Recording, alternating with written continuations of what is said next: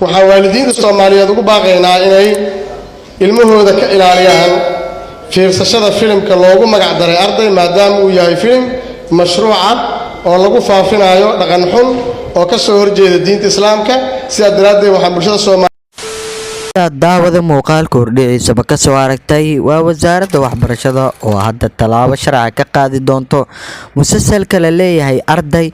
oo la sheegay in imtixaanka uu soo dhow yahay ardaydo idil maadaama imtixaanka dawladda diyaarin lahaayeen in musalsalkaasi uu mashquuliyay musalsalkaasi tina waxyaabo xun iyo ardayda in uu mashquulinayo maadaama lagu soo aadiyay waqtiga imtixaanka dawladda la gali lahaa si aan kula wadaago xogahaasi iyo xogo sir ah fadlan nagu soo biro asxaabteena ka mid noqo janaalka subscribe dhow gambaleelka u fur muuqaalkana like talaabi fikrad ka qabtidna qaybta commentiga noola wadaag musalsalka la leeyahay arday oo bila media ka baxo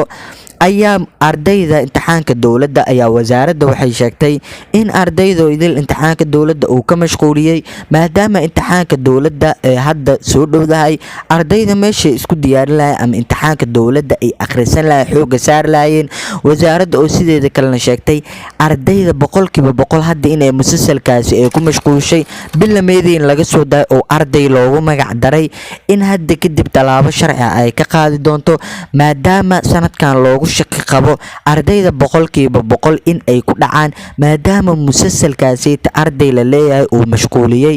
oo dadka Soomaaliyeed haddana oo Soomaaliya lagu jilaayo ardaydana oo aad iyo aad u mashquuliyay wasaaradda waxbarashadan ee sheegtay waxyaabo anshax xumaan inuu ku jiro hadda kadibna musalsalkaasi inuu sii socon doonin talaabo sharciyan laga qaadi doono haddana imtixaanka dawladda ay wasaaradda marka ay sheegtay in ay diyaarisay boqolkiiba boqolna maadaama xogta ardayda oo idil waalidiinta laga wareystay waalidiintana ay sheegeen in uu musalsalka aad ay ugu mashquulsan yihiin musalsalkaasi oo hadda soo baxay wasaaradda waxbarashada oo sheegtay in musalsalka xili fiican aynan soo saarin xili ay soo saareen mar dhow hadda oo imtixaanka dawladda uu afka u soo haayo imtixaanka dawladana loogu shaqeeyo arday badan in ay ku dhacdo maadaama musalsalkaasi dartiisa ah musalsalka arday loogu magac daray oo aad baraha bulshada saacadooyin yar oo kooban uu aad u qabsaday maadaama bila media laga daawanayay qaabka musalsalka loo sameeyay iyo ardayda si ay u jilayaan ay aad iyo aad u qabsaday maadaama musalsal la yaab badan uu noqday baraha bulshadan saacadooyin ugu fiday hadda wasaaradda waxbarashada oo soo hadashay dhankeedana ka soo hadashay ardayda maadaama imtixaanka dawladda diyaarin lahayd musalsalkan uu aad u mashquuliyay musalsalkan gabi aan mar dambe uunan ku sii jiri joonin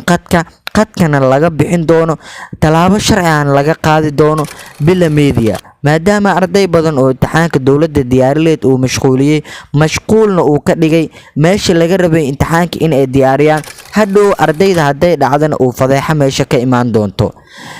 sidaas ayaan iga tagaynaa macsalaama muuqaalka xiga ayaa noo balame nabadgelyo.